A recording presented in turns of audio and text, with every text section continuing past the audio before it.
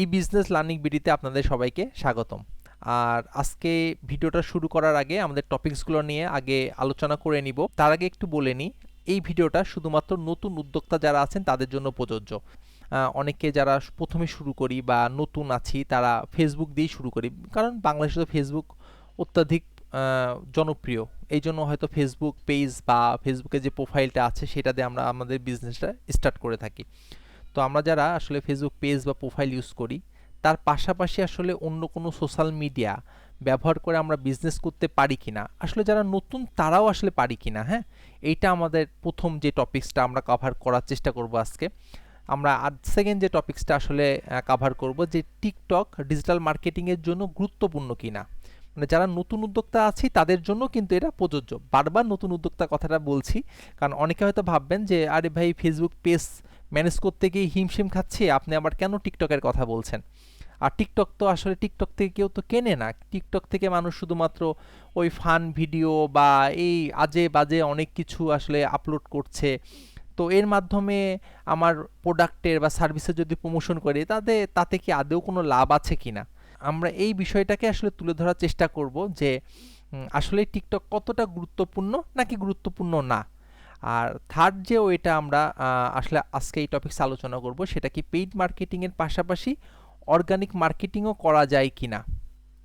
আমরা আসলে আজকে আলোচনা করব যে বাংলাদেশের টপ 4 সোশ্যাল মিডিয়া আসলে কোনগুলো আছে যেগুলো আসলে খুব বেশি চর্চায় থাকে বা আমাদের ক্লায়েন্টের সামনে আমাদের প্রোডাক্টকে দেখানোর জন্য, তার মানে সোজা কথা রিচ করার জন্য আসলে ফেসবুকের পাশাপাশি আমরা কোন কোন সোশ্যাল মিডিয়াগুলো চয়েস করতে পারি বা আমাদের চয়েস লিস্টে রাখতে পারি। সেকেন্ড হচ্ছে যে ফেসবুকের রিলস বা টিকটকের যে ভিডিওগুলা বা ইনস্টাগ্রামের রিলসের ভিডিও সাইজ আসলে কেমন, মানে আমরা একটা ভিডিওই 3টা প্ল্যাটফর্মে ইউজ করতে পারবো কিনা সোজা কথা। 3 নাম্বার যে টপিক্সটা আসলে আমাদের দেশের জনগণ তো অনেক, তাই না, আমরা হয়তো অনেক সময় বলি 18 কোটি বা 20 কোটি। তো এই 18 কোটি জনসংখ্যার মধ্যে কত মানুষ আসলে ফেসবুক ইউজ করে বা টিকটক ইউজ করে বা ইউটিউব ইউজ করে বা অন্য অন্য সোশ্যাল মিডিয়া ইউজ করে, সেটা সম্পর্কে একটা ধারণা নেওয়ার চেষ্টা করব। আরেকটা কি যে টিকটক একাডেমি থেকে তাদের কিছু পরিসংখ্যান আপনাদের সামনে তুলে ধরবো। আমরা আসলে এটা জিমিনিকে সার্চ করতে দিয়েছিলাম, সে আসলে কিছু সার্চ করে কিছু রেজাল্ট কিন্তু আনছে, হ্যাঁ। তো জিমিনি আসলে বলার চেষ্টা করছে বা অনেকে এটাকে জিমিনাই বলেন, তো এটা গুগলের প্রোডাক্ট। তো জিমিনাই আমাদেরকে বলছে যে বাংলাদেশের টপ 4 সোশ্যাল মিডিয়ার মধ্যে ফেসবুক কিন্তু অন্যতম। আচ্ছা, তারপরে এখানে জিমিনাই বলার চেষ্টা করছে ইউটিউব। আসলে সে যেহেতু গুগলের প্রোডাক্ট, তো গুগলের কোনো প্রোডাক্টকে তো সে হাইলাইট করবে, হ্যাঁ ঠিক আছে, ভালো, সে ইউটিউবকে রাখছে। আসলে আমরা অনেকেই বিভিন্ন সিরিয়াল বলেন বা গান বলেন বা মুভি বলেন বা অন্য অনেক কিছু জানার জন্য শেখার জন্য কিন্তু ইউটিউবের এই প্ল্যাটফর্মটা ইউজ করি। তো এটাও কিন্তু মার্কেটিংয়ের জন্য একটা ভালো সোশ্যাল মিডিয়া বা চ্যানেল আমরা বলতে পারি, ঠিক আছে। তারপরে কিন্তু 3 নাম্বার সে টিকটককে রাখছে। তো টিকটক কিন্তু বাংলাদেশে আপনারা যতই বলেন যে আপনাদের যে টার্গেট অডিয়েন্সের সাথে ম্যাচ করে না বা অমুক তমুক, আসলে টিকটকেরও কিন্তু একটা ভালো পাওয়ারফুল কমিউনিটি কিন্তু আছে, এখানেও কিন্তু ভালো নেটওয়ার্কিং করার সুযোগ আছে। তো যাই হোক, এটা নিয়ে আমরা কথা বলবো। আর 4 নাম্বারে সে ইনস্টাগ্রামকে রাখছে। ইনস্টাগ্রাম শুরু থেকে আমরা যারা ইউজ করি তারা হয়তো দেখেছি যে ইনস্টাগ্রামে ম্যাক্সিমাম টাইম আমরা বিভিন্ন ছবি পোস্ট করতাম, তারপরে ভিডিও পোস্ট করছি, ঠিক আছে। তো এইটাও কিন্তু আমাদের আসলে নেটওয়ার্কিংয়ের জন্য গুরুত্বপূর্ণ। সোজা কথা, আমরা এই প্ল্যাটফর্মগুলোকে ইউজ কেন করি? ইউজ করার প্রথম কারণ হচ্ছে যে আমাদের ভিডিও বা আমাদের যে টেক্সট বলি বা ছবি বলি মানুষের সামনে দেখানোর জন্য। সোজা কথা সেটাকে আমরা রিচ বলতে পারি, যে মানুষকে দেখানো। রিচ করতে পারলেই আমাদের ভিডিও যদি মানুষের সামনে যায়, মানুষ যদি আসলে সেটাকে দেখে, সেই ভিডিওটাকে বা সেই ছবিটাকে যদি ক্লিক করে বা ওয়েবসাইটের লিঙ্কে যদি ক্লিক করে, তাহলে আশা করি আমাদের সেক্ষেত্রে বা তারা যদি কমেন্ট করে, লাইক করে, শেয়ার করে, তাহলে একটা এঙ্গেজমেন্ট তো ঘটে না। তাহলে রিচের পাশাপাশি সেই রিচ থেকেই কিন্তু এঙ্গেজমেন্টের দিকে ধাবিত হয়। তো এঙ্গেজমেন্ট যদি আমাদের ঘটে, আস্তে আস্তে করে কিন্তু তাদের সাথে আমাদের একটা কমিউনিকেশন বিল্ড আপ হতে থাকে।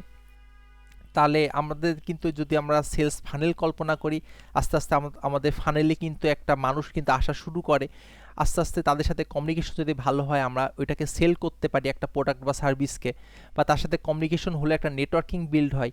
তো আস্তে আস্তে সেই তাকে যদি প্রোডাক্টটা সেল করা যায়, আফটার সেল সার্ভিস আছে, তো সেই বিষয়েও কিন্তু আমরা তাদেরকে সাপোর্ট দিয়ে থাকি। তাদের সাথে যদি আমাদের কমিউনিকেশনের অনেক স্ট্রং হয়, তারা যদি আমাদের প্রথম প্রোডাক্টে যদি খুশি হয়, আমাদের সার্ভিসে যদি খুশি হয়, আমাদের আফটার সেলস সার্ভিসে যদি খুশি হয়, তাহলে কিন্তু তারা আমাদের রিপিটেড কাস্টমার হয়ে যায়। তার মানে তারা কিন্তু আমাদের সেলস ফানেলের একটা অংশ হয়ে যায়, ঠিক আছে?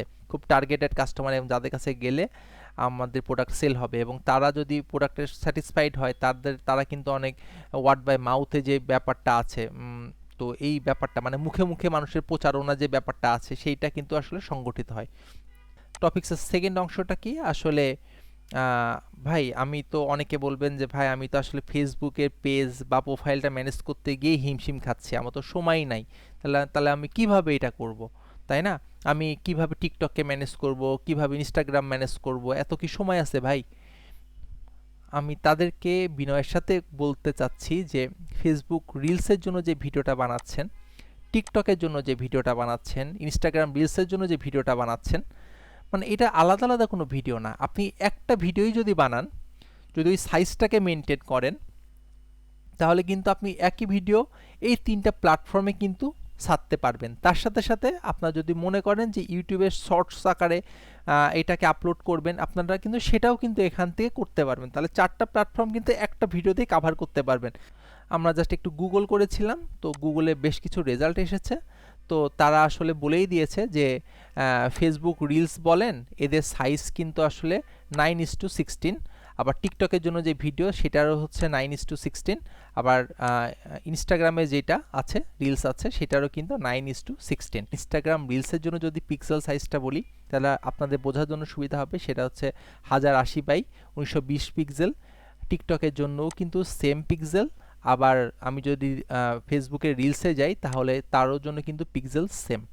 তাহলে আমি একটা ভিডিও বানিয়েই কিন্তু 3টা প্ল্যাটফর্মে ওই ভিডিওটাকে পোস্ট করতে পারছি বা আপলোড করতে পারছি। তাহলে আমার 3টা মিডিয়ামে যদি আমি এটাকে আপলোড করি, সেক্ষেত্রে অবশ্যই নেটওয়ার্কিং বাড়বে। থার্ড নাম্বার যেই টপিক্সটা আছে, সেটা হচ্ছে কতজন মানুষ আসলে আমাদের বাংলাদেশে, যে 18 কোটি মানুষের মধ্যে কত মানুষ এই সোশ্যাল মিডিয়াগুলোকে ব্যবহার করে, ঠিক আছে? আমরা ডেইলি স্টার একটা নিউজ আসলে দেখি, যে ডেইলি স্টার থেকে বলা হয়েছে যে 2024 সালে এই যে সোশ্যাল মিডিয়ার যে ইউজার, এটা আরও বেড়েছে। কত বেড়েছে? যে 22.3%, ঠিক আছে? এত মানুষ কিন্তু আরও বেড়েছে, এবং ফেসবুক কিন্তু এখানে লিড করছে, ঠিক আছে? তা আমরা বোঝা যাচ্ছে যে আনডাউটেডলি যে ফেসবুক বাংলাদেশে যদি কোনো মার্কেটিং চ্যানেল সব থেকে বেশি প্রমিনেন্ট হয়ে থাকে, বা সবথেকে বেশি সহজলভ্য হয়ে থাকে বা ইজি হয়ে থাকে, তাহলে সেটা কিন্তু ফেসবুক। এটা বা ফেসবুক, আমি যদি নতুন উদ্যোক্তা হয়, তাহলে ফেসবুকের মাধ্যমে মার্কেটিং কিন্তু আমাকে করতেই হবে, ঠিক আছে? তো এইটা একটা ব্যাপার। কিন্তু আসলে ফেসবুকের পাশাপাশি আর কারা কারা আছে, তো সেটাও তো আমাদের দেখা দরকার, তাই না? এখানে মিলিয়নে হিসাব করা আছে, ঠিক আছে? তো সে এখানে বলতে যাচ্ছে যে ফেসবুক কিন্তু আসলে 110 মিলিয়ন পিপুল কিন্তু ফেসবুক ইউজ করে। 110 মিলিয়ন মানে আমি বলতে পারি যে 18 কোটির মধ্যে 11 কোটি মানুষ আসলে ফেসবুক ইউজ করে, ঠিক আছে? আচ্ছা, তারপরে ইনস্টাগ্রাম কত মানুষ ইউজ করে?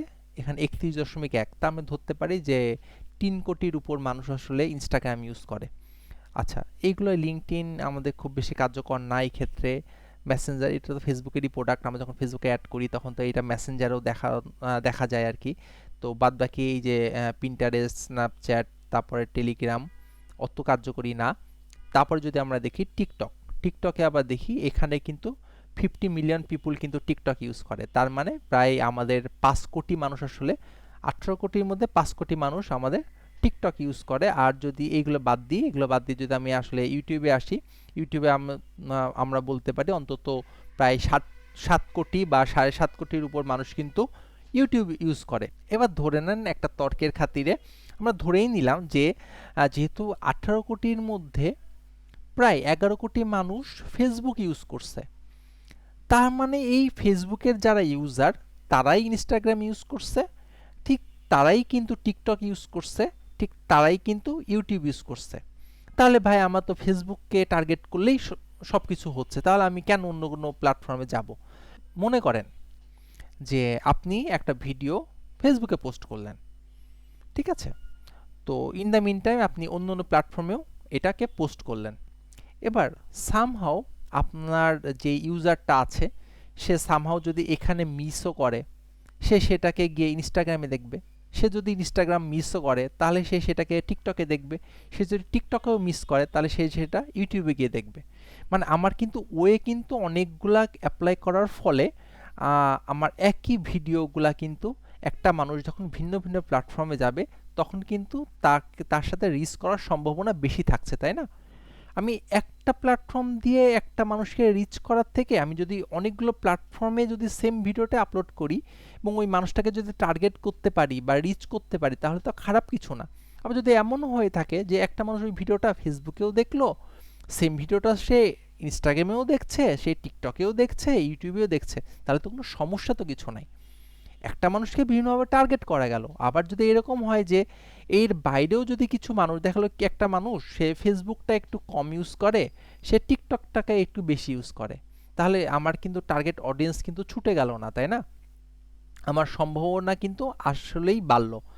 আমি একটা ফেসবুককে যদি 100%-এর মধ্যে, এখানে যেহেতু ফেসবুক সব থেকে লিডার আর কি, লিডার পজিশনে, যদি আমি 70% বা 60%ও ধরি, টিকটককে যদি আমি 10% ধরি বা 15% ধরি, ইউটিউবকে যদি আমি 20% ধরি, ঠিক আছে, ইনস্টাগ্রামকে যদি 10% ধরি, তাহলে এই রেশিও যদি করি তাহলেও কিন্তু আমি আমার ফেসবুকের পাশাপাশি অন্য মাধ্যমগুলোকেও টার্গেট করতে পারলাম। তাহলে আমার কিন্তু এঙ্গেজমেন্টের বলেন বা আমার নেটওয়ার্কিংয়ের চান্স কিন্তু হাই হলো, ঠিক আছে? আর দিন দিন কিন্তু আসলে অনেক কম্পিটিশন বাড়ছে। তো আপনি কিন্তু জানেন না যে আপনার কাস্টমার ফেসবুক থেকে আসবে নাকি সে টিকটক থেকে দেখে আপনার ওয়েবসাইটে আসবে বা আপনার ফেসবুকে আসবে, এইগুলো কিন্তু আপনি জানেন না। সো আপনাকে বিভিন্ন মাধ্যমে ট্রাই করলেই সেটার ফলাফল ভালো হওয়ার সম্ভাবনা কিন্তু বেশি থাকে। টিকটক একাডেমির থেকে আমি বলেছি যে কিছু ডেটা আপনাদেরকে দেখাবো। তো বেশি কথা না বাড়িয়ে আমি টিকটক একাডেমিতে চলে এসেছি। আপনারা www.tiktokacademy.com এই ওয়েবসাইটে যদি আসেন তাহলে আপনারা এই ওয়েবসাইটে লগ ইন করলে বেশ কিছু কোর্স পেয়ে যাবেন। কোর্সগুলো করলে আপনারা টিকটক সম্পর্কে বিস্তারিত যে ডেটাগুলো আছে সেই ডেটা সম্পর্কে জানতে পারবেন। তার সাথে সাথে আরও অনেক টিকটকের অ্যাড কীভাবে রান করতে হয় বা সামথিং লাইক দ্যাট, এই ধরনের অনেক তথ্যই কিন্তু সেখানে আছে। তো সেগুলো জানলে হবে কি যে আপনারা এখন যেমন ফেসবুক অ্যাড করছেন তখন তারা সেক্ষেত্রে আপনারা আসলে টিকটক অ্যাডও যদি মনে করেন যে টিকটক অ্যাড রান করা দরকার তাহলে আপনার টিকটক অ্যাডও রান করতে পারবেন। আচ্ছা, এখানে এই ডেটাগুলো আপনাদের সাথে একটু শেয়ার করি। খুব ইন্টারেস্টিং কিছু ডেটা এখানে আছে। যে টিকটক বলার চেষ্টা করছে তাদের যত ইউজার আছে তার মধ্যে 61% ইউজার নতুন প্রোডাক্ট অথবা ব্র্যান্ডকে ডিসকভার করার জন্য তারা কিন্তু এই প্ল্যাটফর্মটা ইউজ করে।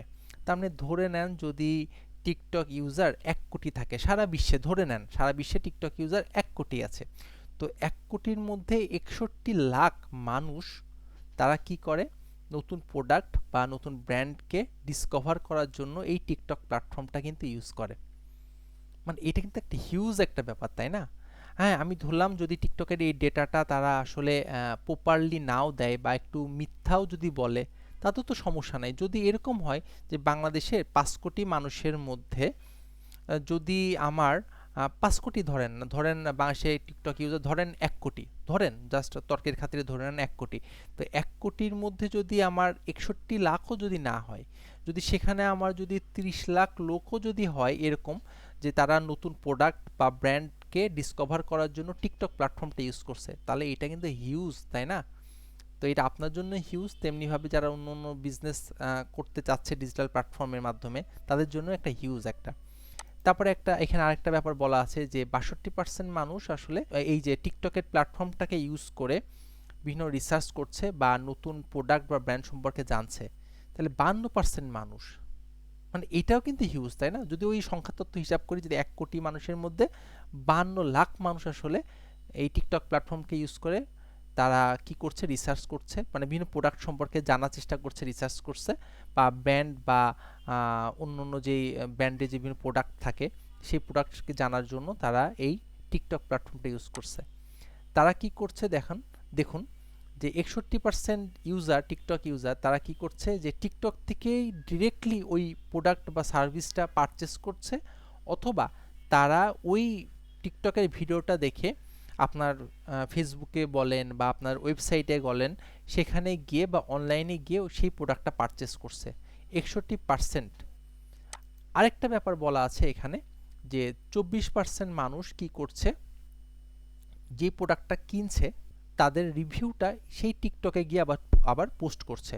তার মানে ধরুন যে আপনার কাছ থেকে কেউ একটা প্রোডাক্ট কিনলো এবং সেই প্রোডাক্টটা সে নিজেই ভিডিও করে একটা রিভিউ দিয়ে টিকটকে পোস্ট করলো।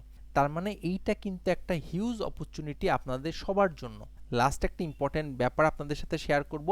আপনারা যারা আসলে এই ডিজিটাল প্ল্যাটফর্মে নতুন এসেছেন তাদের আসলে হয়তো বা জানার কথা না, বা কেউ কেউ হয়তো জানেন।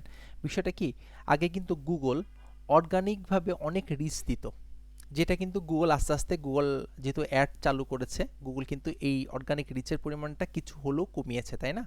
এখন কিন্তু এসইওর মাধ্যমে আসলে আগে যতটা ইজি ছিল রিচ করা বা অর্গানিক রিচ পেয়ে যেভাবে ফার্স্ট পেজে আসা যেত, এখন কিন্তু অতটা সহজ কিন্তু নাই। গুগল অ্যাড করলে কিন্তু খুব সহজে মানুষের কাছে পৌঁছে যাওয়া যায়। তার মানে গুগল কিন্তু পেইড অপশনে বেশি ফোকাস করছে, এটা মানে বলতেই হবে। তেমনিভাবে ফেসবুক করোনাকালীন, তার আগের কথা ভাবেন বা করোনার পরবর্তী কথা ভাবেন, ফেসবুকও কিন্তু গুগলের মতোই অ্যাডকে বেশি প্রমোট করছে। তার মানে আগে ফেসবুকে একটা পোস্ট করলে যে পরিমাণ রিচ এমনিতেই হতো, সেটা কিন্তু এখন হয় না। হ্যাঁ, কাদের ক্ষেত্রে হয়? যারা হচ্ছে মানে ইনফ্লুয়েন্সার যারা আছেন, তারা কিন্তু কোনো পোস্ট করলে সেই পোস্টটা ইম্প্যাক্টটা যেমনই হোক সেটা কিন্তু এমনিতেই অনেক বেশি রিচ করে। হ্যাঁ, রিচের পরিমাণটা তারতম্য ঘটে। তারা যখন অনেক ভালো কিছু পোস্ট করে তাহলে সেটার রিচ অনেক বেশি হয়। আবার অনেক সময় এরকমও হয় যে খারাপ কিছু পোস্ট করলেও সেটা রিচ অনেক বেশি হয়েছে। এটা তারতম্য ঘটে, কিন্তু মোটামুটি যারা ইনফ্লুয়েন্সার আছেন বা আমাদের আসলে যখন রিলসের কিছু ক্রাইটেরিয়া আছে, ওই ক্রাইটেরিয়াগুলো ফিল করলে হয়তো বা কিছুটা অর্গানিক রিচ পাওয়া যায়। কিন্তু তারপরেও বলি যে র্যান্ডম পিপলের ক্ষেত্রে কিন্তু অর্গানিক রিচ পাওয়াটা আসলেই টাফ। কিন্তু টিকটকের ক্ষেত্রে এই অর্গানিক রিচটা এখনও মানে সহজেই পাওয়া যায়। তারও একটা এক্সাম্পল আপনাদেরকে দেখাই, যেটা আসলে আশা করি আপনাদেরকে কিছুটা হলেও অনুপ্রাণিত করবে।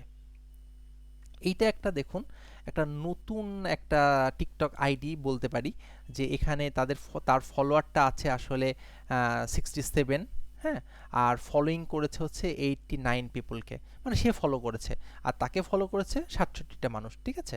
তো একদম তুলনামূলক একদম নতুন একটা আইডি, এবং এখানে কোনো আসলে প্রোডাক্ট বা সার্ভিস নিয়ে না, র্যান্ডম কিছু ভিডিও আসলে আপলোড করা হয়। তো আমি যদি একটু পেছনের দিককার ভিডিও রিচ যদি একটু দেখার চেষ্টা করি, এখানে 175 বা 133, এখানে 99 বা 136, 123। কিন্তু দেখুন এই ভিডিওটাতে তেমন কিন্তু কিছুই করেনি, এইগুলো ভিডিও ছিল আর এটা সে জাস্ট স্টিল ইমেজ দিয়েই করেছে। তারপরে দেখুন এখানে কিন্তু এই ভিডিওটা প্লে হয়েছে 639 বার।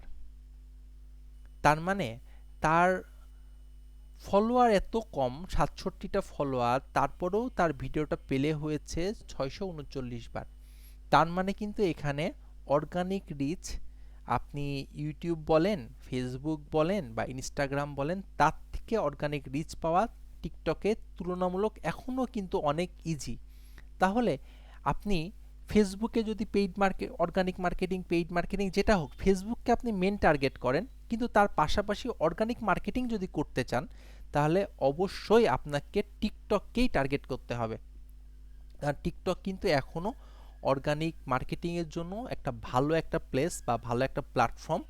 তো আপনারা আশা করি আপনাদের বিজনেসকে যেহেতু আস্তে আস্তে গ্রো করতে চান, বেশি মানুষের সামনে আপনার বিজনেসকে পৌঁছাতে চান বা প্রোডাক্টকে পৌঁছাতে চান, তো সেই ক্ষেত্রে আপনারা অবশ্যই ফেসবুকের পাশাপাশি টিকটকটাকে ইউজ করুন। টিকটকের ডেটা আপনাদেরকে দেখাইলাম, এবং ফেসবুকের পাশাপাশি আসলে টিকটক ইউজ করলে টিকটকের যেই অর্গানিক রিচটা পাওয়া যাচ্ছে সেটার একটা প্রকৃত এক্সাম্পল আপনাদেরকে দিয়ে দেখালাম। এখন কি টিকটকে আসলে বিভিন্ন টেমপ্লেট আছে, ওই টেমপ্লেটগুলো আপনারা ইউজ করতে পারেন, ঠিক আছে? তো তাহলে হয়তো রিচটা আরেকটু বাড়বে। এই কোনো ভিডিওটাই আসলে টেমপ্লেট ইউজ করেনি, কিন্তু এই ভিডিওটাকে টিকটকের টেমপ্লেট ইউজ করেছে বলে রিচটা কিন্তু অনেক বেশি পেয়েছে। তার সাথে গানেরও একটা ব্যাপার ছিল। তো আপনারা যদি আপনাদের প্রোডাক্টগুলোকে এইভাবে করে আপলোড করতে থাকেন, যেটা ফেসবুকে দিচ্ছেন ঠিক সেটাই আপনি এখানে দিন, তাহলে ফেসবুকে আপনি আসলে অর্গানিক রিচও পেলেন, আবার ওখান থেকে পেইড অ্যাডও করলেন। তার পাশাপাশি এখানে কিন্তু আপনি জাস্ট যদি পেইড অ্যাড নাও করেন, তাও কিন্তু অর্গানিক রিচ আপনি পেলেন। তার মানে আপনার সম্ভাবনা কিছুটা হলেও বাড়লো। আশা করি আপনারা এই ভিডিওটা থেকে অনেক কিছু শিখতে পারবেন, জানতে পারবেন, এবং আপনাদের যদি কোনো প্রশ্ন থেকে থাকে আমাদেরকে জানান। আমরা সেটা উত্তর দেওয়ার চেষ্টা করব। ভালো থাকুন, সুস্থ থাকুন, সবাইকে ধন্যবাদ।